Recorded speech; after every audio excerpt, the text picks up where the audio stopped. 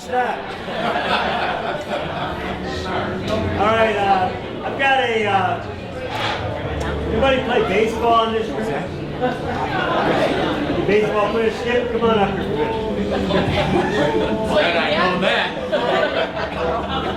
Skip, what was your baseball? What was your baseball history? I was a catcher. Catcher. Little league. Yeah. You didn't say I had to be a thrower or anything. Now, how big a fan are you?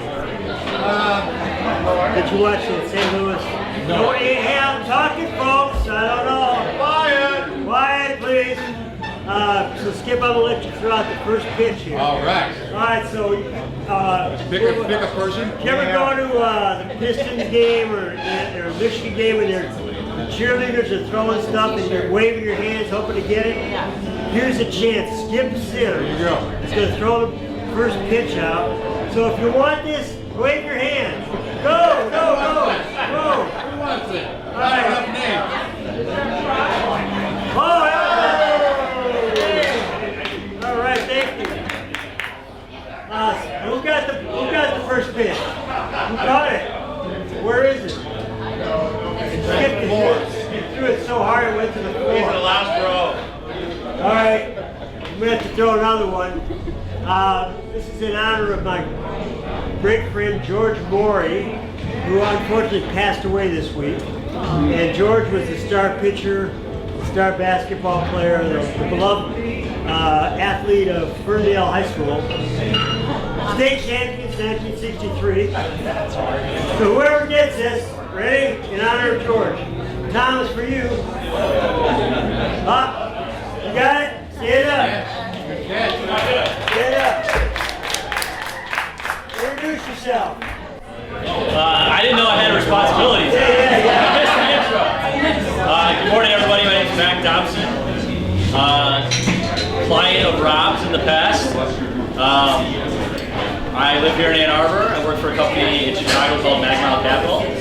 And we do commercial real estate advisory in the debt and equity space. And Matt, what are you looking for? You looking for clients? Hiring people? Money to give away? Today? Today, yeah. Yeah, just to meet folks. Okay. Buddies with Evan.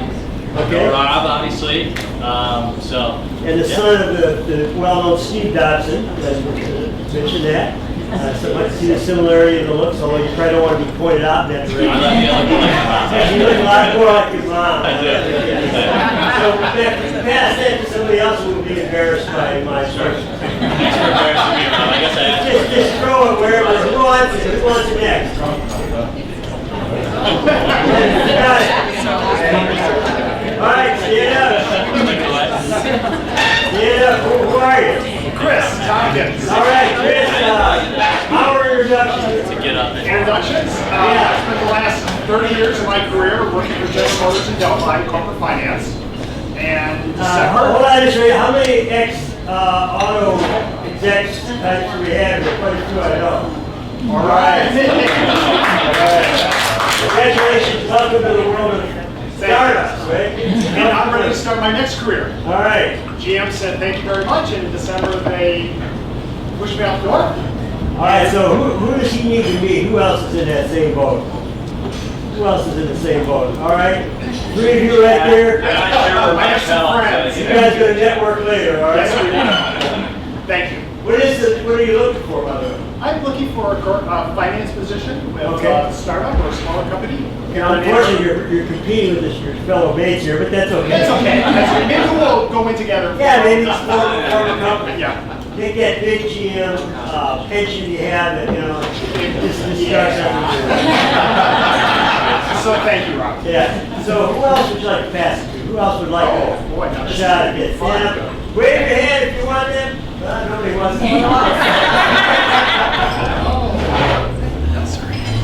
All right. Come on, stand up. All right, I'm Bill Taylor, and I have a company called A2 CMO. I'm a fractional CMO. I spent a year and a half as CMO of Lomsop here in Ann Arbor. Oh, okay. Lomsop, very good. Very good. And now I'm looking for a fractional position with companies in the $5 to $10 million range that can benefit from a CMO but are not ready to bring one on full time. Excellent, excellent. Sounds like a good idea. And the name again is Bill Taylor. Bill Taylor. And Bill, could you pass it? Where's Laura? Laura Coward. Yes, right there. Can you throw it over? How are you catching the passenger? Maybe it's hopefully better than me. Hey! I'm Laura from Chronicle Press. We're a new tech blog in town. We just launched in April. And I'm really happy to say we just had a jump to 1,500 users a month. And we cover tech specifically. Main Street Media already, but it's time for tech-specific vertical. There's so much going on in town. And so we just also announced an expansion to covering other Great Lakes region tech news. And people are really excited about it because the one thing that founders have in common besides being super creative is that they're super busy. And so we're doing all of the connecting and going around. And I don't know, some of you probably already know this, but even Houghton and Traverse City have tech incubators now. Absolutely. So we're really excited to see what's going on. Great, and you're covering this, and you got camera, so if anybody does not want their picture taken, just do this. You look terrified. And if you want, what do they do if they want their picture taken? Make a scene. Yeah, scene. make a scene. I was in the parking lot at Westgate last night, and I heard an argument going on. I was kind of worried about it's dark. It's about 9 o'clock. I just drove by to see if there was something that needed, call the police for. There was somebody on their cell phone having an argument with somebody. They were yelling so loud on their cell phone. I said, can I call the police on somebody that just yelling at their cell phone? So can you throw this? Can you find Mike Durgis in the crowd? See if you can throw it to him. He's a big, taller guy. So, Mike, where are you? All right. You are playing for you. Yeah, there you go. My name is Mike Durgis. Started Sacred Solutions recently. It's a big deal. Just recently, this month, right? Yeah, just this month. All right. Official launch, kind of soft into it. Management recruiting company focused on middle market companies, and really the goal is to connect great employers with amazing talent. So primarily, mostly manufacturing, industrial on my side. I've got colleagues that focus on professional services, healthcare, high tech, those sorts of areas. So this is you brought some people together to work with you, Mike, and create a new firm. And are you really representing the people trying to hire new people? Is that correct? Yeah, the employers. So the employers hire me then to go out and find their talent. Okay. So you try to find people that are really good and put them in that position? It's very bespoke search. So identifying, looking for specific skill sets, understanding the culture of the organization, Does that mean you have to and then dress, looking for the people that fit into you have to dress bespoke? Yeah, I mean, all of my tailoring is done in London. Okay. I have a bank card for my cheap. All right, so well, thank you. This is being live streamed. Bill, can you stand here just for a second? You toss it back up to Bill, Mike. We can hardly see, but where's the brain or whatever it is? But Bill, can you just tell us what you're doing? And Thank you. Yeah. Yes, we're live streaming now. Let's below a beta. There's a delta phase. Anyway. Beta minus. Beta minus. Oh, that's my GPA. If you want to tune in on this, take the volume down. If you go to podiumvideo.biz, of course, all one. There's a link there for streaming. And the link, click it, and you'll see yourself 20 seconds before. Now, if you want to take out your phone and you have your kids at home eagerly awaiting to see you, Daddy, or maybe people at work, or if you want, and it will be also video. We have this up on my website and your website in a couple days. So you can use this because it should be a really good teaching tool to use for Spark or wherever else, angel investors or whatever. So thank you very much for doing this. Sure. We're going to have many of these done this way. Some of the people that come in don't want to be videotaped because of confidentiality issues, but next time. Next time we'll have a pile of bags over there with iPhones. Next time, actually, we will not be there because it's the chief attorney for the University of Michigan. And this guy, he's got a few things on his plate that he may not want to have broadcast out to the world. We will be discreet to say the least. And any quality feedback, please let us know. I'm monitoring it, but if you see breaks or funny stuff, please let me know. Can you toss the, what happened to the other mic? We have this other ball over here, it's David. And we're going to do our sponsors, but David has been ready to go. Come on up, David. And I gave David some hard times last time to say a little bit of ideas about his pitch, and so today we're at the new improved pitch. No pressure. And I'll take critiques afterwards, but yes, I decided today I'm going to do something different. So first of all, Dave, I'm the owner of Office Evolution, which is a shared office space environment. And instead of telling you anything more about myself, I thought I was going to jump right in and go, if you have a home office, or if you work from a home office, or if you know somebody, go to coffee shops regularly. Can you raise your hand real quick? You're who I want to talk to. That's good. The other group of people that are sitting right here, what we do is we're kind of the closed office. We're the closed door shared office space. We have 26 offices. You can close the door. You can work in private, but we take the expense of a long-term lease, of Wi-Fi, all those things you have to manage an office. We take that off. And can put you in a very, very professional environment. A lot of people here have been there and see it. And so when I heard the angel investors were going to be here today, and I've talked to the VC people, they said, talk to the angel investors. So I've got, for you guys, hopefully you'll come up to me afterwards, I put some very specific information together for you guys. But that's all I was going to do.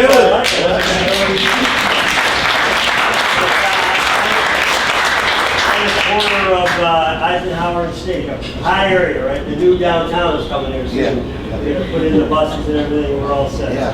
The subway might run by you, I don't know. They call it the South State Business District. And when you have met in David's office space, and you got that money from the angel investors, and you're ready to roll, and you don't know what to do with your money, you want to not give it to the government, you might talk to Kris. Kris, can you come up and talk about what you do? Watch, they talk to you when they start to pile up that money. Good morning, Rob. Well, if you're one of those whose tax returns are not done, you probably really want to come for me. Next week, yeah. My name's Kris, I'm a partner at Raymond. We're really proud to sponsor this leadership series. I'm very proud of this panel, and I feel I could not have put a better group together myself, because I am privileged to work with all of these folks on the panel today. They're wonderful people, and they greatly enrich our investor community. Where we participate on our side is we're a professional advisory firm. We have quite a few offices across the country, 3 states, and we have one awesome office here in Ann Arbor. I'm joined today by Adam Williams, I think I saw him, and everyone else is finishing off those 1015 tax returns. We're very proud to be here and excited to hear the panel today. April 15th doesn't mean much anymore, right? It's not October 15th. There we go, yeah. So, and once you have invested your money, but you need a place to bank, and you need maybe a loan occasionally, then the next sponsor will step in here. And Mike, you want to come up and maybe talk about the bank and also bring up the panel? Should we launch the panel? Yeah. Good morning, everybody. Thanks for coming out. Since I'm hosting the panel, we'll just jump right into that, and we'll talk about the bank a little bit more. But I think I do have a colleague here, Mary Hayes. Mary works within our private banking group. Is there anybody else? Because I was running around this morning, so I think that's it from Bank of Ann Arbor this morning. But welcome everybody, and thanks so much for coming out for the panel. I will do a quick pitch since I have this 45. Does anybody, you guys remember what these things are here? So people don't use them actually for their intended purpose anymore. So what we do is use them as flyers for an event. And so we put a label on here, and we're having a thing called the Tech City Jam on October 18th. We'll hold it at the Neutral Zone, and we'll have about 30 musicians, many of them from the tech community, that will be performing. Sponsored by Bank of Ann Arbor and a company in town called Human Element. And so we'll have food and beverages there. And Michael, are you performing too? I might be performing as well, yes. And well, this year also, if you know Dave Brophy from the business school, Dave Brophy's going to be performing. Ara, and I can't pronounce his last name, from the new head guy at the Michigan Venture Capital Association, he'll be performing. Pardon me? Tapuzian. There you go. Thank you very much. Appreciate that. So it's a fun event. So October 18th, if you're interested in more information, there's a couple flyers out there. Love to have you. It's free. And we have food and beverages as well as music. So again, thanks for coming out. We're going to launch into our panel. So our panel discussion this morning is on financing innovation-based businesses. And we have a panel here to talk about kind of the whole continuum of financing, from very early stages when you're looking for grant funding, to angel investors, to venture capitalists, and then to bank financing, and then also an entrepreneur up here who's experienced all that as a CEO of multiple tech companies here in town. So I think we've got a good panel together. Thanks, Kris, for mentioning that. So what we're going to do is a quick introduction, and we'll kind of go have the discussion right along, beginning with the first kind of step in the continuum. So with grant funding, and we'll let Kris introduce herself a little bit here to get started. Thank you, Michael. Thank you for having me on the panel. My name is Kris Bergmann. I'm with an organization called, almost went backwards, BBC Entrepreneurial Training and Consulting. BBC ETC, as we go by, has been in existence since the early 1990s. It was started originally as Biotechnology Business Consultants, thus the BBC. We are not the BBC. But what we do is we work with companies that are fledgling companies, trying to take their technology and advance it in a commercial manner to either a commercial product or service that they need to get out. A lot of that technology, of course, comes out of the universities. So the company originally started with an idea conceived by an administrator at the university trying to navigate the waters of the SBIR, Small Business Innovation Research, and the STTR, Small Business Technology Transfer programs. These are federal grant dollars that are awarded to companies that are pursuing and advancing their research to a commercial endpoint. So the company originally worked on biotech companies, or worked with biotech entrepreneurs, and we now, over the years, have been asked to advance or expand our focus to all industries. We were very fortunate in the early, or in the late 1990s and in the early 2000s to be a beneficiary of the tobacco funds that came into the state of Michigan and opened up the funding opportunities. BBC ETC is a funded program under the Michigan Strategic Fund, and what we do is the Michigan SBIR STTR Assistance Program. We've been under that grant and funded by that grant since 2001. 2001 was kind of a pilot program, but the program was launched in 2002, and over those years, those companies that have worked with us under the program have brought in over $260 million in grant dollars in the state of Michigan. That's just the ones that have worked with us. We don't count all the other dollars that come in via that mechanism. So the program allows us to provide education and awareness and then coaching individually one-on-one with entrepreneurs or young researchers to navigate the waters of the SBIR and STTR program for all of the 11 federal agencies. So we are able to work with them, help them get their grants in, and hopefully see some funded programs come out of that. A lot of young technologies have been started under that program. It kind of bridges the gap between basic research dollars that are available within the university environments and then making it a little bit less risky and more attractive to angels and to VCs. Any questions? So we do want to make this interactive here, so if you do have questions, please jump in with questions as we go through the introductions and talk a little bit about kind of just summary of what each individual organization is doing, and then at the end, we'll open it up for a more kind of wide Q&A. So next, I think we'll have Skip. Thank you, Michael. Skip Sims, I'm Senior VP at Ann Arbor Spark. I am also the Managing Member of the Michigan Angel Fund. So at Spark, about 55% of what Spark does is focus on entrepreneurs, startups. We've got a couple of incubators, one in Ypsilanti and one downtown Ann Arbor. We provide about $600,000 a year in grants to third-party vendors to help entrepreneurs achieve milestones, getting them to commercialization. In addition to incubator space and those grants, we also subsidize internships. I think we had 30 interns in about 15 companies last year, where we pick up half the tab of the intern cost. We've got a lot of educational programs. We run 2 boot camps a year for our entrepreneurs to decide whether or not they really do have a product and a service, and whether or not they really want to get into this crazy world of startup. Our focus is exclusive to technology. We only focus, in fact, Spark as an organization, an economic development group, we do focus only on companies that are growing the GDP of the area. We do have a business development team which does traditional economic development. Those are the companies that work with LlamaSoft and Google and TD Ameritrade and Terumo, et cetera, and helping them with their expansion, trying to attract companies to the area as other companies from around the world are looking to expand into the U.S. and elsewhere. So that's what Spark does.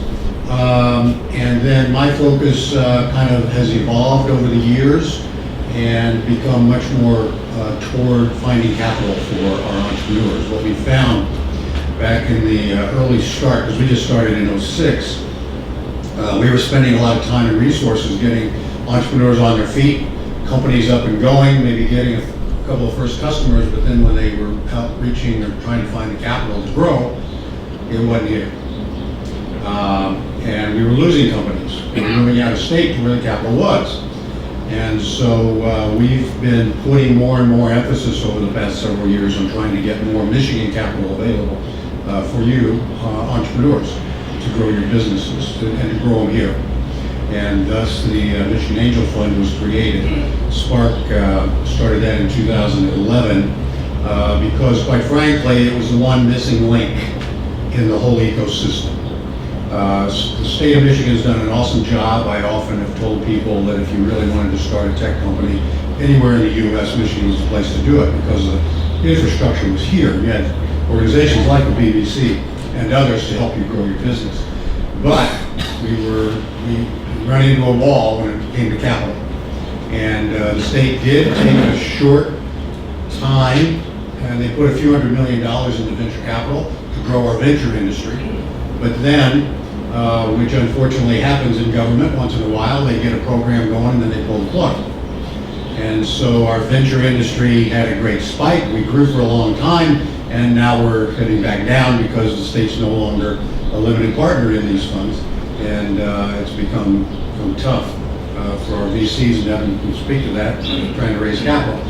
But the real missing link, because VCs only fund about 10% of technology companies. Most technology companies do not need that kind of capital to fit their model.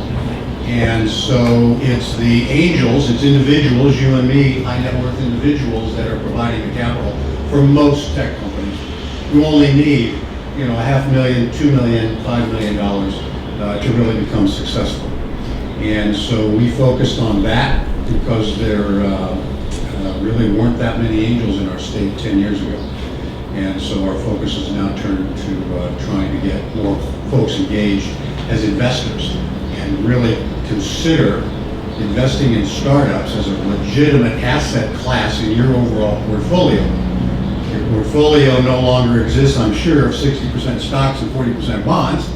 You're not getting any money on your bonds, and you're getting, the stock market's just as volatile as startups.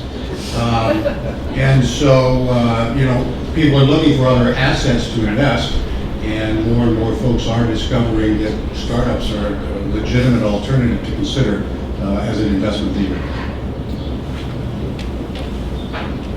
So Skip, how many companies that you look at, do a lot of the companies that you look up have grant funding already by the time they get to your stage? Yeah. I think the key with grant funding is it's non-dilutive to you, the entrepreneur.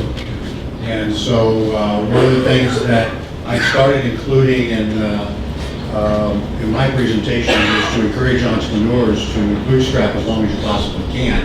And one way to do that is to get grant funding that is not dilutive to you or to your investors, and push off raising capital until you absolutely have to, because then it is dilutive.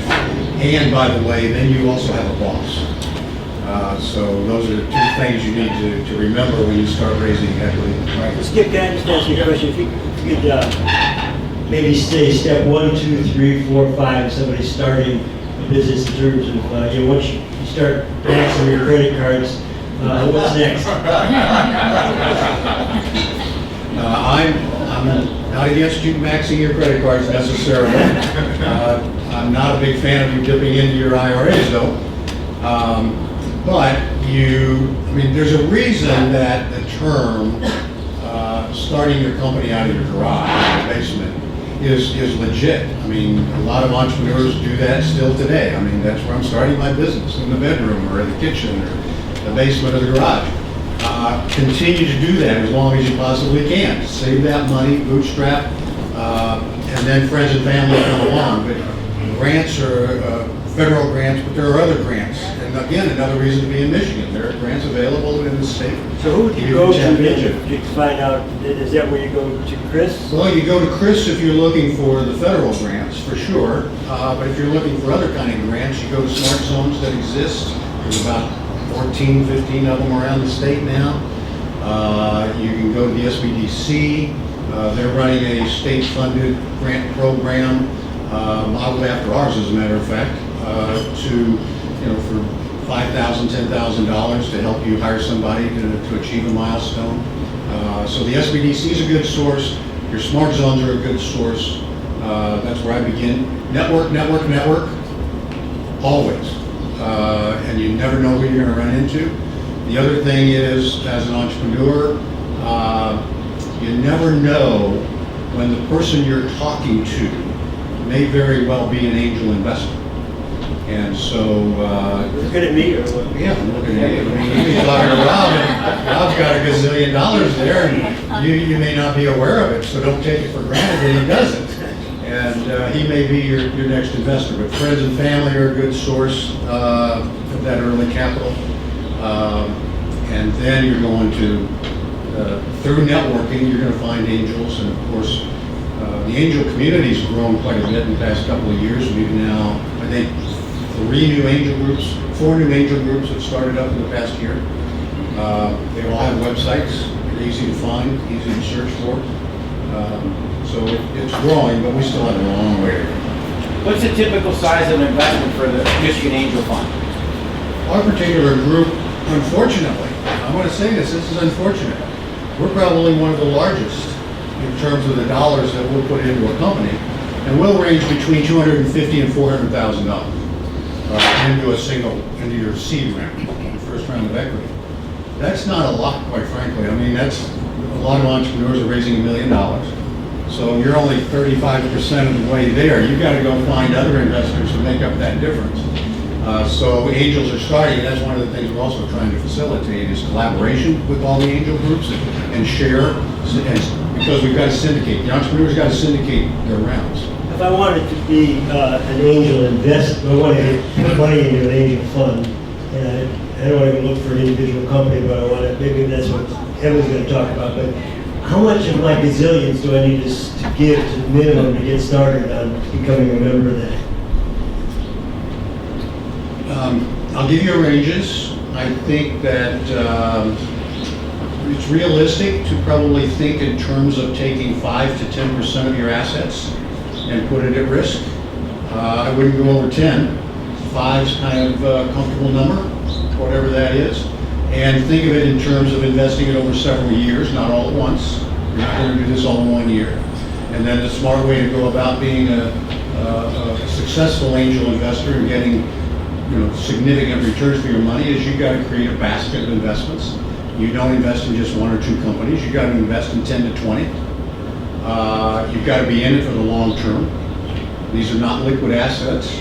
And so if you took that 5% of your assets and invested it over 3 to 5 years, And it's going to take you 10 years probably to get, you know, that significant return in terms of your basket. You're going to get write-offs. Half of all companies in America, we're not an exception to the rule. Half of all companies in America fail within 3 to 5 years. It happens in the tech community as well as the mom and pop community. It's just the reality, that's the data. And so plan on half of your investments not working. You're going to get some write-offs. But the other half are going to... Tax deduction. And there's a tax deduction. And by the way, plug for Raymond, make sure you've got a sophisticated, very knowledgeable accounting firm, because there are additional federal tax credits you can capitalize on by investing in startups. So you actually can get a little bonus on those bad events. But the big ones will have a nice payday, and there's tax credits for your capital gains as well in startups. So having a good accountant that knows all that stuff is very important and can save you a few bucks as well. But that's what I do. Well, how much the minimum that I... The minimum? Yeah. Well, if you're into an individual company, I think... Go fund, let's say. Oh, in a fund? Yeah. Well, it's hard to say. I mean, our fund, our minimum's 50 grand. And so you're gonna, if you're invested in our fund, you're gonna be in 10 companies for a minimum of 50 grand. That's kind of what I get. If that's what you're looking for. And is there opportunities for angel investors that are interested at this time? I've got 3 weeks left on our fund. Okay, so you're We're raising... unique. Our group. Yes. You're raising your 4th fund, We're right? raising our 4th fund. We only do this about every 2 or 3 years after we've made that 10th investment. Then we'll raise the next fund, is our model. Most angel groups do not work that way. Most angel groups you can join at any time.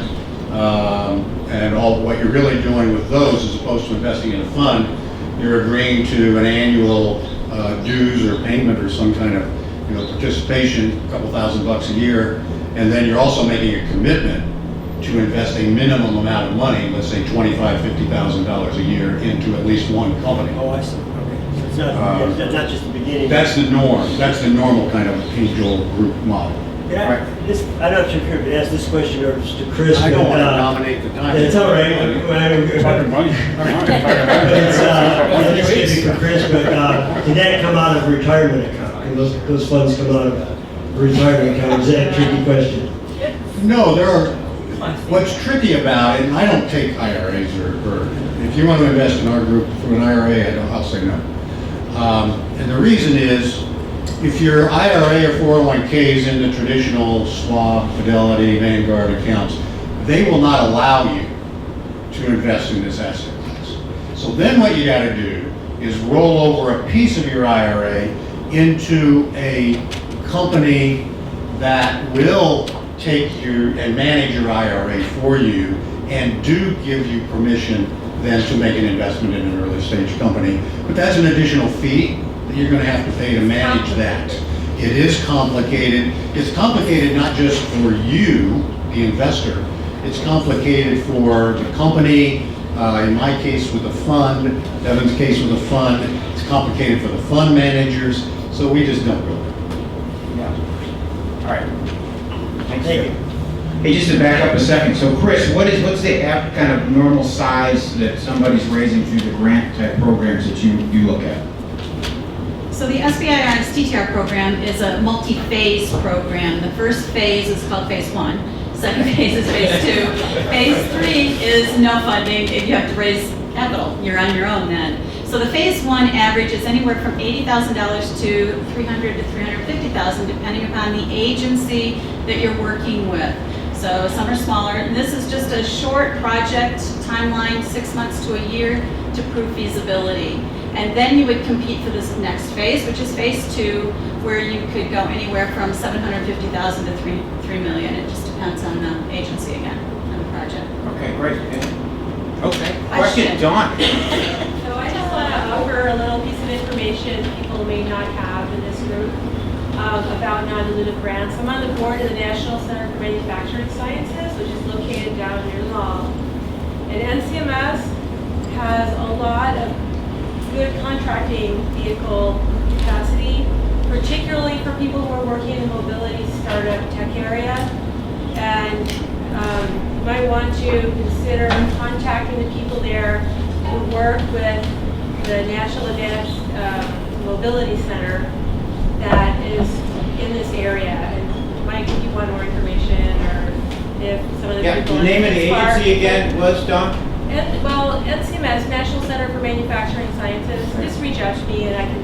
Don, you should say who you are and what you, yeah. My name is Dawn White. I'm a serial entrepreneur. I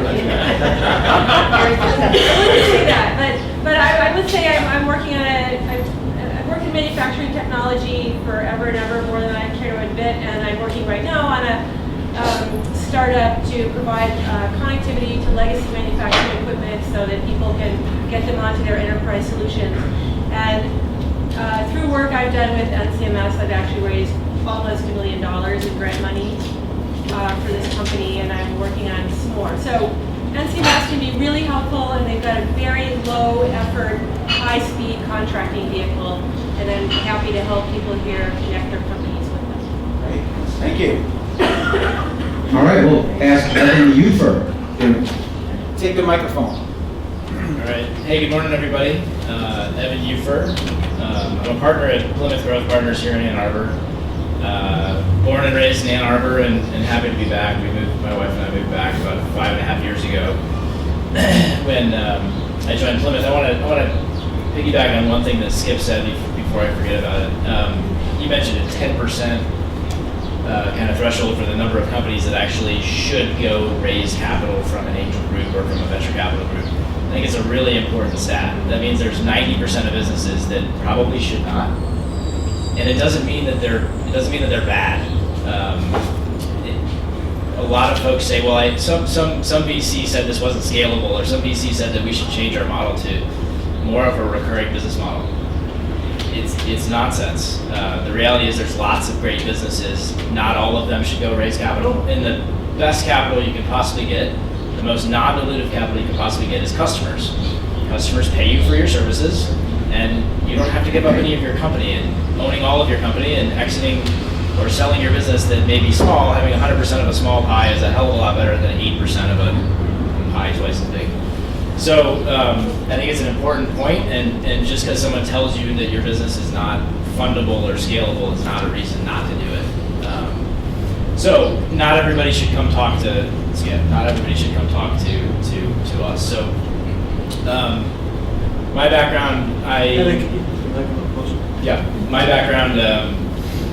I grew up here, left for many years, was in the architecture world, real estate development, real estate private equity. I went to business school in Chicago and went out to New York to a private equity fund for many years. My wife and I had our first daughter in New York, and it took about 10 minutes to decide that raising a family in New York was a horrible idea.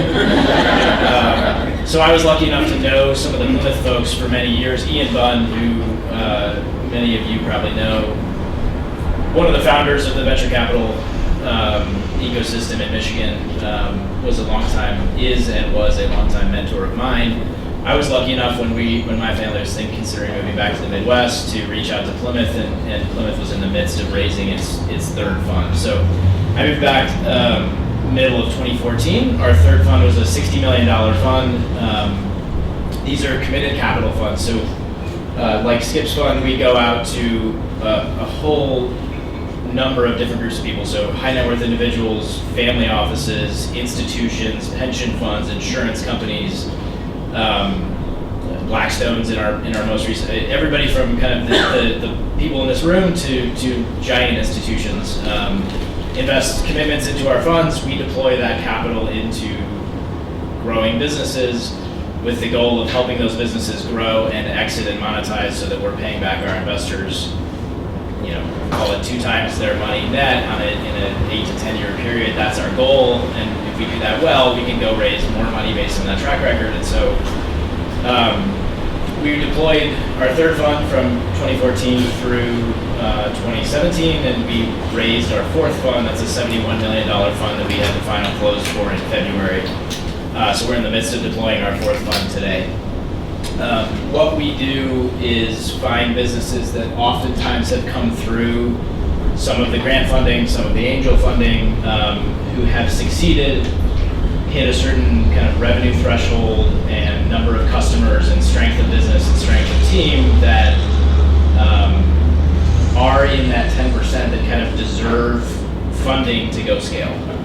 So we try to take a business that might have $2 or $3 million of revenue or $5 million of revenue, help them get to the next stage of $10, $15, $20 million of revenue, exit often to a strategic buyer or a financial buyer, monetize those dollars, return money to our investors, that's how they're funded, rinse and repeat.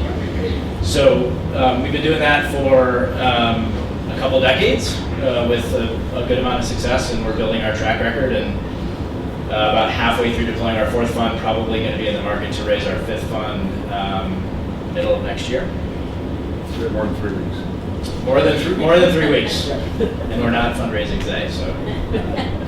And any specific type of industry, type of company that you guys look at? Yep. So primarily technology-based companies around the Midwest. So if I had to boil down our entire thesis into a couple sentences, it's really investing $3 to $5 to $7 million in tier 2 Midwest markets. So think Milwaukee, Indianapolis, Columbus, Ohio, finding deals that are a little bit below the radar of the big private equity markets and the coastal competitors who are putting in lots more money and care about a different set of things than we do. We really want sustainable Midwest businesses. We're not trying to go find unicorns. We're not trying to go exit companies for $1 billion. We're trying to find good, stable Midwest companies to back and folks that care about the stuff that we care about. And then build those companies to be solid, sustainable businesses that can go exit often into those bigger private equity markets or the strategic markets on the end of our investment. Questions for Evan? So Evan, I don't know if this is right, but I kind of see you guys in the universe of venture capital firms in Michigan. Maybe you guys are looking a little bit later stage type companies than some of the other VCs. Can you talk about that a little bit? Yeah, so if you think about the spectrum of venture capital, all the way from friends and family and angel dollars through the entire VC spectrum and then into the private equity markets, we're probably on the latter half of that VC spectrum. So we're not investing in startups, we're not investing in ideas with good teams and a whiteboard. That's a different set of risks. We're really finding those companies that have scaled, that are the second stage, that have several $1 million of revenue, lots of customers, they're mission critical products, people rely on their products. And we think that there's a scalable market there to go upstream. So a common refrain from myself and some of my partners to businesses is, look, this is really, really cool. You guys are well on your way. Here's a couple of things that we would work on to get ready for someone like us. And that may sound a little more critical than we intended, but it's hitting a lot of different metrics and a lot of different things that make it, again, in that 10% that's actually should go raise that capital. There's a bunch of businesses that take some money or friends and family money that should actually scale in a different way. Going and raising $5 or $10 million is not worth the dilution. So if you own 70% of your business and you need to take on a round and afterwards you're going to own 30% of it, you got to do the math of where are you heading and then look backwards and say, geez, is that dilution really worth the scale that I need to go get in order to make that an effective investment for everybody? And all of us need to do that math. We need to do it on our side, the entrepreneur needs to do it on their side, and make sure that there's some alignment with where the business is going. Because the worst possible thing is you convince somebody to give you $5 million, you spend it all, you burn through it, you hire a bunch of people, you don't grow as fast as you were intending to grow, and all of a sudden you own half the amount of the business that you did. And it's a tough, it can be, not all venture deals go perfectly, as you guys might imagine. Shocking. All right. So that was the shocker of the day. So I'll talk a little bit. Are there any questions for Evan or anybody got a question right now that they would like to raise to the panel? So we've talked about, Skip and Evan both talked about kind of 10% of the companies out there are kind of in that venture type of trajectory. So at Bank of Ann Arbor, I head up a group that specializes in working with technology companies. We're part of the commercial group of the bank. So probably about 25% of the companies in our portfolio are these venture-backed type companies that are in that trajectory. So we specialize in the area, so our percentage of the those types of companies that we work with is a little bit higher than you would normally see. And the other 75% of the companies that we are working with are the bootstrap type of technology companies around town. Many of them that you're familiar with, Menlo Innovations and people like that are really, they've just been building businesses, getting customers, generating revenue, making a profit, and growing a business. So that's a little bit about kind of we get a kind of a view, a wider view maybe of the landscape. So for those of you, I feel like everybody, there's so many people in the audience here that I feel should be up on the panel with us as well. But I will. Bank of Ann Arbor is locally owned, operated bank. We have 8 offices. We've got 4 of them here in Ann Arbor. We've got Saline, Ypsilanti, we have Plymouth, and Birmingham is our most recent office. So we've been growing from our Ann Arbor base for 23 years now. I think we're, last I saw, about the 5th largest bank in Michigan.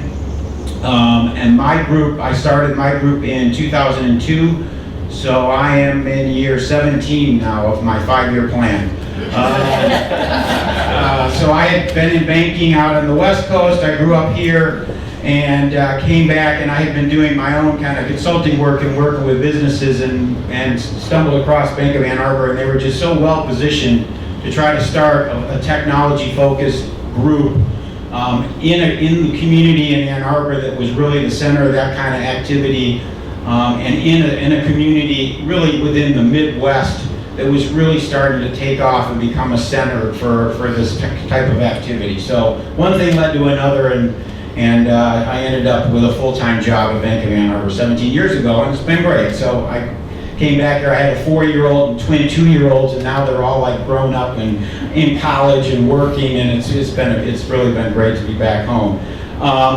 So we work with companies from startup to really later stage companies all the way kind of up to like $100 million in revenue would be a large company for us. But with our group particularly, companies, one of the first things that they need is a bank account. So we start with them really early on. Once you got your articles of incorporation and a tax ID number, you got to get a bank account. So we get an opportunity to work with them really early on. And one of the things that we really pride ourselves on as a bank overall is the relationship piece of what we do. So getting involved with a company that early on does give us an opportunity to get to know the company, get to know the team, and then as they grow and their needs grow, we've already kind of established a relationship and get to know a little bit about the direction that they're heading in. Our loan size in the group that I'm in is $100,000 all the way up to $20 million. Larger deals like that oftentimes we'll bring in like syndicate, like Skip mentioned, a number of angel investors sometimes get together to form out a full angel round. We'll do that on the banking side as well for deals that size. And then we provide also kind of business advisory services and really work hard to connect our customers sometimes with the right types of other investment opportunities and other people in the community. So the types of loans that we provide are mostly lines of credit, term loans, and the purposes for those are working capital, buying equipment, real estate, acquisition financing. We do some venture debt financing, which is kind of a unique type of banking product for these these venture-backed type companies. And then we work with the venture capital firms in town as well and provide them with something called capital call lines of credit. So when a venture capital firm's raising a round, let's say it's $100 million round and they close the round, well, they usually don't get $100 million in day one from all their investors. They're going to make calls over a number of years. And sometimes there's gaps in the timing of when they need to get the money and a quick investment they need to make. So a venture capital call line of credit is something they can pull on until they call their next round of money from their investors. We go through quite a similar process, I think, to angel investors and venture capital firms when we're looking at making a potential loan to a customer. I mean, we're really interested. Our focus is a little bit more on, we're interested in getting paid back. So when we make a loan, we like to have that get paid back. Our focus is even more on that than I think than you guys. So the venture firms, they're okay with 50% of these things are going to go bad. If we had 50% of our loans go bad, that would be a really bad thing. So we'll do a full business analysis. We'll get as many years of financial statements as we can get. I have a great credit department that works with me. They'll write up a full business analysis. They'll look at things like debt service coverage and cash flow. We'll run all the financial statements through a software application that's called a financial spread system. So that'll put all the financial information for a number of years in a standard format. It'll run a few pages on ratios and all kinds of other things. So we'll do a full business analysis to determine what type of loan that we can provide. And then oftentimes for earlier stage companies, we're looking at forecasts as well, so that we understand what's the next 12 months that the company thinks is going to look like. That becomes an important part of our evaluation process. And then the other thing that's kind of more unique from the banking side, we're not equity investors, so we're debt investors. And so collateral oftentimes is an important part of the structure as well. And the collateral becomes more important the higher the risk is of not getting your money back, the more important the collateral becomes to the bank. So collateral can be things like accounts receivable. We'll normally take an all assets pledge on the assets of the company. But also collateral can be personal guarantees we've seen it from friends and family and things like that. We've got companies that have started out and we've made them a $35,000 loan. It was guaranteed by an employer of theirs at a restaurant that was running a restaurant that a gentleman happened to work for in town here. And that was how they got their first $35,000.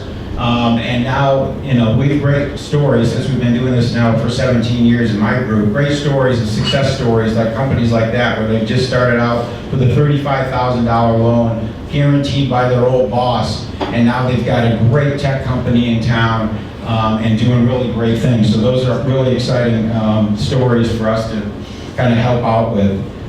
So that's, I guess, a summary of the banking side. Any questions on that at this point? Okay, right over here. Sure. Yeah. Matthew Hunt with Arbor Biosciences. I'm just curious on the loan side, you have a minimum of the startups that you want from them? You want IP secured? You want a minimum amount of sales that they have? Or what are those kind of entry points in order to get debt as opposed to diluted?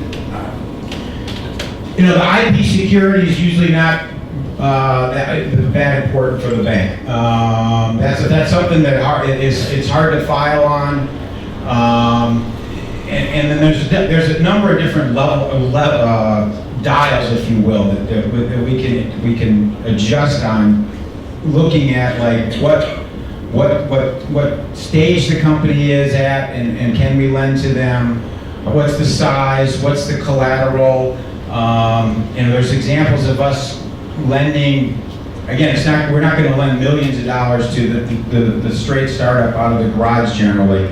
But earlier stage, $100,000, $200,000, $250,000, but the collateral piece of that's going to be very important. And then potentially, if it's a venture-backed type firm, so venture debt lending, we're going to look at a lot at the venture investors in the deal as well as for the payback on the loan, if you will, to understand how many rounds of financing there's going to be, and so that's a little bit different analysis. So I'm not sure if that completely answers the question, but the best I can do on that. Yep. Yeah, back here, yeah. Yep. Hi, I'm Heather Martell with Project Fred, a fractional commercial real estate platform. We're with Spark. I have two questions. The first is, and this is probably for the panel, convertible debt versus safe note. discount safe note. So that's my first question. Second is, I'm currently sourcing properties in Ann Arbor specifically, 1 to 2 million range, to pilot on our platform. So if anyone has any real estate and is willing to let us give you capital for your real estate, and we're asking for a 3-month option. So that's the second thing. So yeah, thanks. So convertible. Skip's shaking his head. He was talking to me about this before, so I'll give him the microphone. Well, let's start with the safe notes because it's become a recent buzz term and buzz vehicle. It was actually created by a national incubator accelerator program called the Y Combinator. I hate it. I think it's a pretty stupid vehicle. When I don't say that publicly. Now, Kris is probably someone else that you might want to ask about this because allegedly, if you have a safe note, allegedly it does not have to go on your balance sheet as debt. And I think that's crap. It's complicated.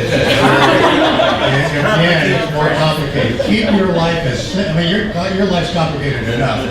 That's not complicated with IRAs and safe notes and a lot of wild, crazy kind of structures. Be pretty, be straightforward about it. So what do you really think, Skip? Convertible debt is becoming more and more popular, and it's a legitimate tool to use. Now, again, there can be complicated convertible notes as well, but the standard convertible note is a good thing for both parties within reason. The trend that's happening that bothers me is that a lot of entrepreneurs are raising more and more larger amounts of their capital in the form of convertible debt. And the problem with that is that I don't think the entrepreneur understands. It's a note, so it's got interest tied to it. Every month, that debt gets larger, plus the investor's getting a discount when it does finally convert. So if you've got a note out there that's sitting there for a year at 6, 8, 10% interest, and they get a discount on the price of the round when they convert, you're giving away a hell of a lot of equity when that happens. And so the larger that round of convertible debt you're gathering is, it's almost incremental, the amount of equity you're ultimately going to give those people. Now, it's great for the investor, but as an entrepreneur, man, you have really hurt yourself more than you probably originally intended. So that's a reason not to do a lot of convertible debt and have that on your balance sheet. Convertible debt is also, though, a good vehicle to, for that first $500,000, very good. If it's a bridge round, you've already raised some equity, you're going to raise another round, but you want to achieve some milestones to make Evan happy to get his money eventually for 6 months, say, or 9 months, that you need some bridge capital to achieve those milestones. Convertible debt's a good way to accomplish that as well. But again, it's short term, and that's the way I look at it. You agree? Evan, you want a convertible debt? You want to talk about it at all? You guys? You don't need to. All right. Fred, one more question. Fred, you got a good question there? Yep. Yeah, actually, I have Y Combinator out west. These instruments are safe instruments are very popular on the East Coast, not so popular. So there's a division in the country about how to use them. There are new instruments that cap the amount. The problem with a lot of entrepreneurs is you don't know what your valuation is. These kinds of early on. You might need to stand up. Yeah. So people in the back. I have worked with safe. They're very popular. I have a Y Combinator. These are popular. If you don't know what your valuation is, you can still get gate funding and guarantee a certain amount later on. These are starting to become capped now, so that your risk as an investor is a little bit lower. And you can put on various instruments. There's newer instruments called KIS. Your keep it simple debts, and those are starting to replace the safe notes, but they're still reasonably good for early stage investors who don't know what the valuation of the company should be need capital and some safety on the investment side. Well, my question was actually to Ann Arbor Bank. You know, there's a lot of banks that are not willing to take equity as equity stakes. Silicon Bank, Square Bank. Any thoughts about whether you're willing to do that eventually? You know, we've done a few deals with venture debt deals with warrants attached to them. What I'm seeing in the market is that's happening a little bit less. That's getting maybe more complicated for banks to do. So those types of structures, those venture debt deals that we're doing right now, we tend to have some type of a back-end fee structure in it as opposed to having to worry about converting to equity. Yeah. And then Dave? Yep. Dave Bergmann, with Bear Capital, and also a mentor residence for UF Tech Transfer. I'm going to push back and skip a little bit. So Dave can also be on this panel. He's one of the many in the crowd here. Yeah. But on the safe note issue, there is a positive piece, and that is, and Kris will back me up on this, I think. I've had companies I've worked with that have gone out for an SBIR and they see convertible notes on the balance sheet. They have a big hissy about that because they're afraid you're going to use your money from the SBIR to pay the debt. But if you can turn a standard note into a convertible note into a safe, that all goes away.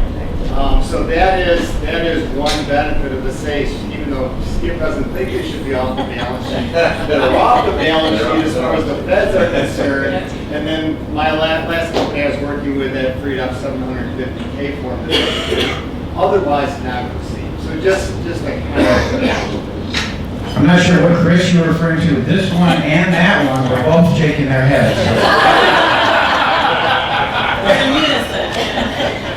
I'm glad you brought that up because yes, I did want to mention the SBIR STTR program is not just for fledgling young companies. It also, under 500 employees, and there's no revenue limit.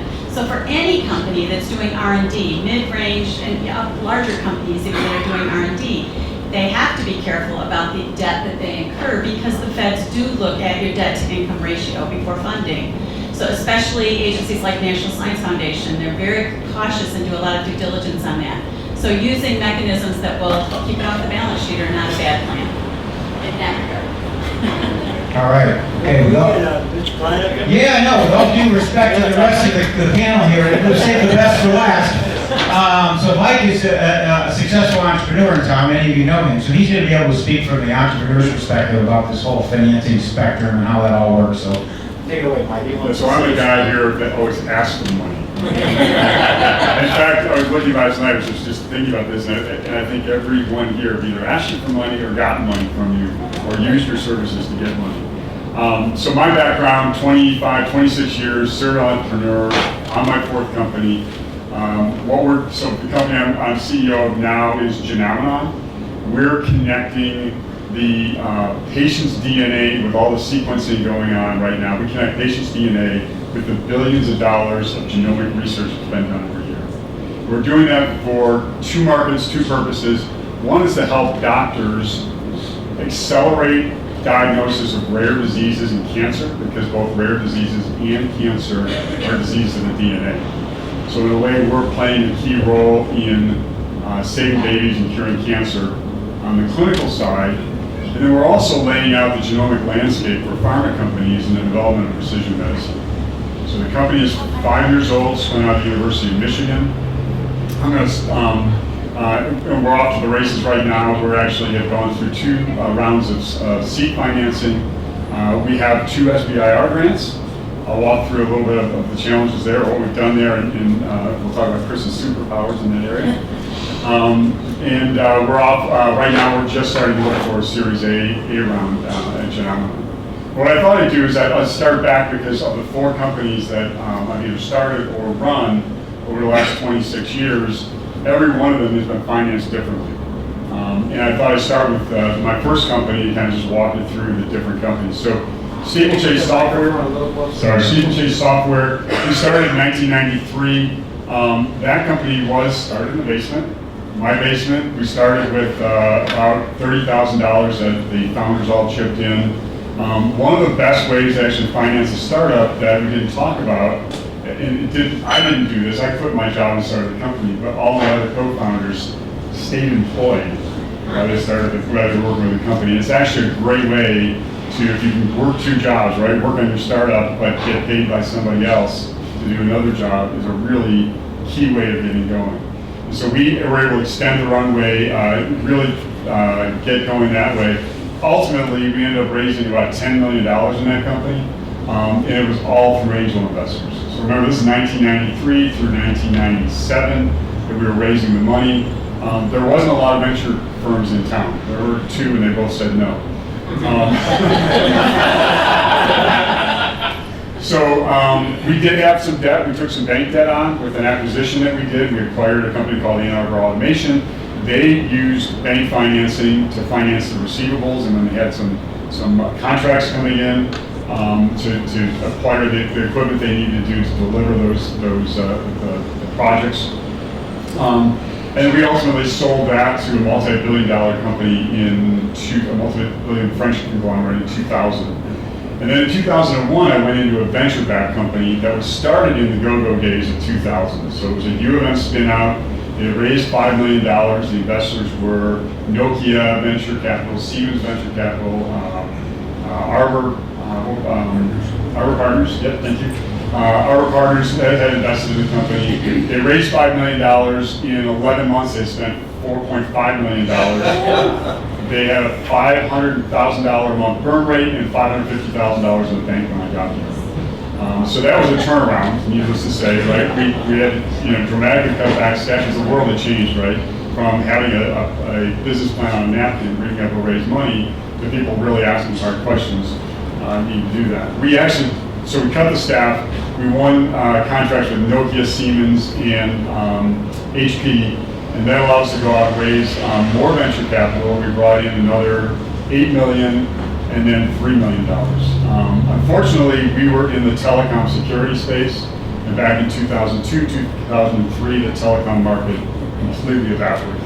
We pivoted the company, but weren't successful, and actually shut down. We just kind of spun it out and cash cowed the company in 2005.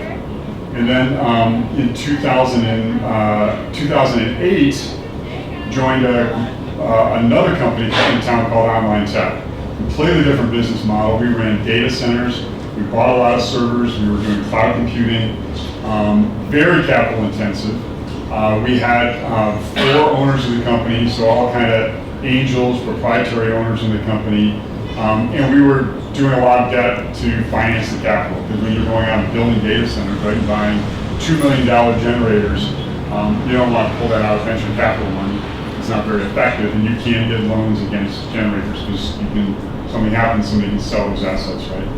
So we actually went through that. We grew that company. 4 years later, we sold that for 10x return to the 4 investors, and we took on private equity. So a family office came in and bought the company, and the private equity deal is a combination of equity and debt to really leverage up the leverage on the equity. That company, I left in 2015, so I stayed on for another ride, left in 2015. Last year we sold that company for 6.2 times return to the investors, and it was sold to another family office and another private equity. So kind of a whole range everywhere from, starting with, I haven't got to how we've done branch yet, that's coming with the Genomenon story, but starting, with everything from angels all the way to private equity in those financing journeys.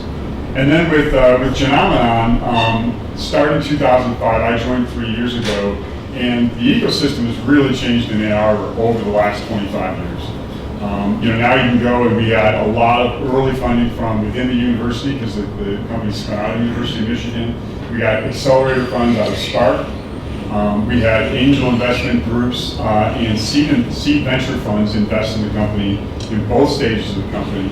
And we were really lucky to, I say lucky because it's a lot of work and there's some chance involved, in winning some grants. So we won a fast track SBIR grant, $1.7 million, guided through that whole process by BBC. As I said, it's a superpower that you really want to take advantage of. That put a lot, well, that and then the state of Michigan matched that with $25,000 for phase one, $125,000 for phase two that you can use for funds that go outside of the technology development. And we have just wrapped up that first grant, and we won a second phase one SBIR for about $150,000, $160,000, again with another $25,000 match from the state of Michigan. So we've gotten really great non-dilutive, about $2 million in non-dilutive funding from the state, about $5 million of seed stage and angel investing in the company for our growth story so far, Genomenon. I think I saw Steve here. Yep, one of our co-founders is in the back there, Steve Schwartz. All right, any questions for Mike? I got a quick question. So on the venture capital, a lot of times we're, at the bank, companies are coming to us and they like, well, I think we want to get angel money, or I think we want to get venture capital money. And then we start talking to them about, well, what are your plans for this company? Is this a company that you want to just continue to grow and to pass on generation to generation? Or is this a company that, you want to grow for 3 to 5 years and then sell it to somebody and then wave goodbye? Because that makes a big difference. And oftentimes the question comes back, so we have a company, we think it's a great investment for an angel investor or even a venture capital firm, but we're not going to have a liquidity event at the end necessarily. What we're going to do though is generate a lot of money, and we could return dividends, or we could return something like that to our investors. Can you guys talk a little bit about if that's interesting, or are you interested in those type of investments? I'll start with Skip down there. That's not our model, but a lot of angels do like that because you do get money back quicker. And so rather than putting money in a company and I may not see a return for 5, 7, 8, 10 years, instead, with that kind of thing, if I can start getting a quarterly dividend or even an annual dividend and gradually get my money back, they're all for that. So there's a lot of angels out there that would be more than happy to do that kind of deal, but it doesn't fit our model. So interestingly, it actually does fit our model. About a quarter of the deals that we do are debt, not equity. We try to be pretty creative in terms of our structures, such that we can cater to different types of businesses. So about a quarter of our businesses are more traditional, founder-owned, have not gone and raised a bunch of capital, but need a slug of investment for a variety of uses. Sometimes there's some secondary shares, but it's usually growth capital to go hire, to make some hires for product development, for expansion of a facility, something like that. And it may not be quite bankable yet, so it's not something that Michael and his team might be able to underwrite. There's not a whole lot of assets there. Most of our businesses are pretty asset light, as you can imagine. So they come to us and say, we're thinking about this, but look, we ask right away, what is the plan? If the plan is to go raise $50 million, that's a different model. If the plan is to exit in 3 to 5 years, that's one type of model. The honest entrepreneur who you want to work with might say, look, I don't know. I own 100% of the business. I'm having a lot of fun. We're growing. It's a neat business. I love it. And I'm 45 years old, and I don't know what the next step is, and that's okay. So for our model, in that case, we might structure actually a debt with warrant structure where it's really a 2-step exit for us. So as the company grows and improves profitability, there will be a point when they can go to Michael or a traditional bank and get bank financing that's a whole lot cheaper capital than us. We will actually help structure that. We'll go help find the person to take us out. In that case, we would be a warrant holder. We still remain on the board. We're still involved in the business, but over time, if there's a lot of cash flow to that business, the entrepreneur can actually buy us out of our position and continue on down the road by themselves. So it's not a traditional venture capital deal by any stretch of the imagination, but it's one that we actually like and provides some nice diversity for our portfolio to have a different type of risk profile and a different type of company. Those are not going to be these super high growth, large exits. That might be more of a controlled kind of this 2-step exit, and it can be a lot less dilution than taking on an equity deal. Well, there is one twist that can be introduced when we run into that kind of entrepreneur that we're not sure, they're sure, as to what the path is 5-10 years out. We've probably done in 3 of our deals, we've incorporated a put so that if in 5 years you do make up your mind finally that, hey, I'm going to turn this into a lifestyle business, I want to run this for 10, 15, 20 more years, then we can call, provided the company has the cash flow to do it, we can make a call and they buy us out at a premium. But that's another way to get around that too. You know, I'll just say kind of, we had a question out here, over here, and it didn't completely answer, but there's not like a fine line between all these different stages in the continuum as well. So we have companies that we're working with Plymouth that there's bank debt in that deal and they're in the deal. We have some companies that are in Skip's portfolio where we've got bank financing and that really early stage stuff. Again, it's very, there's not a fine line on this. And Rob, you wanted to look at something? Yeah, we like to do the connecting part. So we're going to ask, the room's a little crowded, but over in this corner, kind of where Dave originated, in this corner over here, if you're interested in talking a little bit more to Skip and Evan about angel investing or about Spark, maybe you come on over here. In this corner, Mike, you're going to come and talk about banking, okay? And if you're in the biotech area and want to connect around biotech, Kris would be that. And Mike, maybe you could talk to the wannabe entrepreneurs out here who are, kind of thinking about jumping in and want to share a little bit of your experience. So maybe, Mike, you could go in that far back, Mike Durgis area, raise your hand at. So that's where Mike's going to go, Mike, up here. Kris, why don't you kind of go where Lindsay is over there. And Kris, you might want to join one of these groups about the finance, but just kind of find your space. We're going to take about 10 minutes. And it's really a networking opportunity, so you get to know each other and share resources. Mary, okay. Come on up here. Who else should we get out there? Dave, Gregorka, you could join the angel investors. I see lots of finance people out here. And then the people that, I know there's some people that are transitioning from auto companies and want to think about business, and that may go with Mike. And I'll join you, Mike, in terms of that group. Okay, so is that clear? Okay. Clear as mud. Here we go. All right, here we go.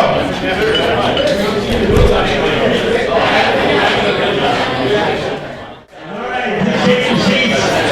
Be sure you know the names of the people you're talking about.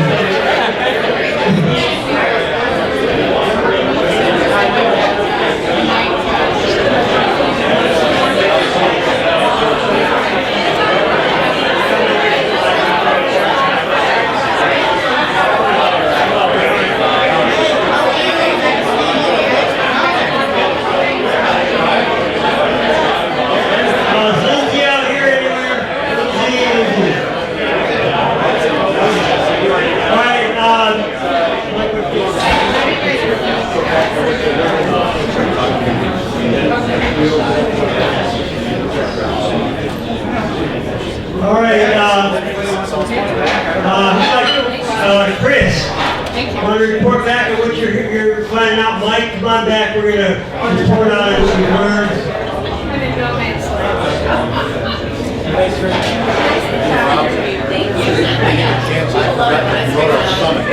All right, I've got a question for you, Skip. Maybe we start this. What do you do if you don't have friends and family with money?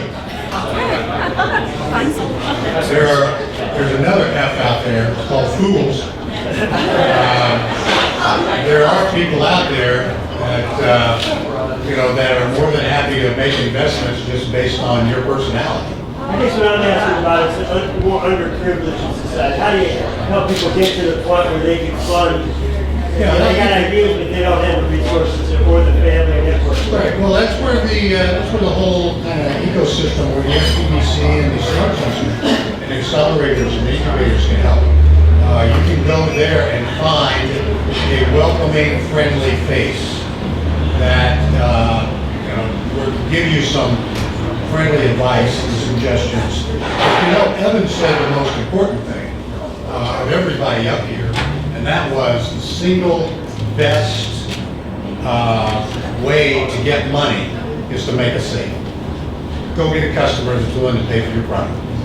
single biggest way to make money and to raise money. You run things for people that don't have. Yeah. What do you You don't have to have a lot of money. I mean, No, wait a minute, Spark. What do you have like at the beginning? Is that the incubator? Yeah, I've already told a couple of people here, go to our website, two tabs you want to go to in the entrepreneurial portion. Go to our events tab and see all the events that we've got, monitor that periodically. Again, it's just networking. Go to those events. And then secondly, go to our email lists. And then we can update you like every other week on all the events that are happening, not just at Spark, but throughout Southeast Michigan. And it's not just tech. And it's not just tech necessarily. We run a program called Starting Your Own Business out of Ypsilanti. And you're selling dogs out there now? We'll sell dogs, dog sitting services. You can go and learn what starting a business, what all that involves. And it doesn't start with capital. It starts with just hard work and developing your idea. And while I got the mic real quick, I forgot to mention it up there. For those of you that are qualified investors that are interested in, maybe you have or haven't been an angel investor yet, but you want to learn more and you're intrigued, we've got a summit coming up on November the 12th. It's a whole day at the Henry Ford that's going to be educational in nature about angel investing. And you can learn a lot real quick in a short period of time. And so the flyers out there. Can you just pass around, maybe you guys can report out what kind of discussion you had? Well, actually I want to point out something Fred approached me on, which is an interesting idea that we didn't talk about, but University of Michigan, I know the business school and Dave Brophy does a class where they will put a group of students on to help you develop your business plan. Just another great resource here. And actually, I know the engineering school has some thesis. School of Information History. There's just a number of programs there, right? So if you're looking to try how do I get started, where do I go with this, I have an idea. The university offers a lot of great resources that you can put a team of, five really smart. Is there a starting point, like somebody at the university that can direct you in the right place? It's Fred Brown. You ready to do it? Yeah, okay. Fred Brown. Yeah, the middle initial since it's a common name. WNK. WNK. I think the only thing I'd add is I met a couple entrepreneurs who came up. Those of us in the finance community and in the venture capital community, many of us have never been a CEO, never run a business. One piece of advice, rather than listening to me or my colleagues, find a guy like Mike who's been there and done that. He's raised all of the kinds of money we've been talking about. The real challenges of day-to-day business, it's people, it's employees, and the day-to-day hiring challenges and building a business and getting customers, making sales, and the finance guys of the world are not necessarily the right resource. Find yourself a really good mentor. Find yourself somebody who's done it before and had a real job, unlike some of us in the room. And can you also kind of say about Detroit, because you're in Plymouth, so what are the Ann Arbor versus Detroit in terms of opportunities, and what do you see in these days? Yeah, we're in Ann Arbor. The name comes from Plymouth Road. Okay. Funnily enough. So, but yeah, I mean, there's a lot going on in Detroit. The Ann Arbor and Detroit ecosystems are more separate, I think, than any of us want them to be. We have a lot of work to do there in the community and the ecosystem generally to make sure that those are a little bit more connected. But a lot of interesting stuff going on in downtown Detroit, a lot of businesses being started that are not necessarily scalable technology businesses, but that are retail and consumer oriented and brands. And just yesterday there was an event. A company called Bloomscape is selling plants online and doing a heck of a good job and getting a ton of traction. And that's not a company that you would traditionally see come out of Detroit. And it's great to see StockX and these brands. Detroit has been so manufacturing focused, so auto focused. There's a whole lot more going on. So go hang out downtown Detroit, find some shared office space or incubators or accelerators to hang out. And if you are one of the mentors that I was talking about, go find some mentees. Go find some folks that you can share your knowledge with and spread the word. Randomly comments. Touching back on one of the things that Mike had mentioned about keeping your day job and being able to work at the startup company. one of the mechanisms, the STTR program, allows for the person that's going to be the principal investigator on the project to keep their employment at the university while being funded while starting up the small business. So there are some really good avenues there to help move that along a little bit better as well. And others that I was speaking with about the technology that SBIR and STTR fund, it's really cutting edge type technology that's not evolutionary but more revolutionary. So something new, something that can turn the clicker a little bit on the way we do things as a society, whether it's in healthcare or whether it's in the way that we support the warfighter. There's lots of opportunities there. And sometimes you have to be creative in how you take your idea and turn it into something that would fit one of these things. And that's where we're able to help you. We can help strategize with you to get that done. The program that we do conduct, by the way, I should have mentioned earlier, is funded through the state of Michigan, like I said. So the entrepreneurs, the people that are young, fledgling, starting out and working with us, the cost to them for our service is only $500. It's a $500 participation fee. The rest of the cost is covered through the state of Michigan. So I'll just say, got a couple minutes here, but one of the questions that did come up in the little sidebar here, so, you know, innovation, a lot of times it's taking an old idea and doing something new with it, and sometimes that ability to turn something old that's been around a long time into some new opportunity has to do with government regulations. So speaking of the cannabis industry, so there's pharmaceutical cannabis, there's the recreational cannabis. I know the banks being federally regulated are still in the early stages of figuring out how that money flows and how they can be involved in it. Are you seeing opportunities with that? Are you seeing business people coming forward wanting to lead those types of companies in angel investor activity and things like that? Can you comment on that? Well, we get requests for funding once in a while, but what we're finding are a couple of things. First of all, be aware, every state is different. Until it becomes federally controlled and regulated, every state has a different set of rules. So when you're investing in this space, and you're investing in Michigan cannabis, what you're investing in isn't the same necessarily as Arizona or Utah, so understand that. The regulations are still being developed, but there's a lot of great progress being made in the space, including just recently, like a month or two ago, this used to be an all cash business, and now these the retail shops can actually go to a bank and do banking with their sales, etc. That's new, and then it does get complicated. There's still a lot of risk, so don't think that this is this is an automatic home run for you, because it's not. It's still evolving, but yeah, there's a lot of interest. I mentioned Detroit. We could, yeah. Speaking of the Detroit-Ann Arbor connection, we've been working on a LeadersConnect Detroit program. Rob and I, Mike Durgis, if Mike's still here, there he is back there. So we've been working on this for a couple years and have held some programs down there, and part of what we want to do is help connect Ann Arbor and Detroit a little bit better. So on October 24th, we have a luxury bus that's going to be going from Ann Arbor to Detroit. We're going to be making some pretty cool stops there. One of the Ford Mobility Center will be going to the Motown Museum. We're not doing Motown?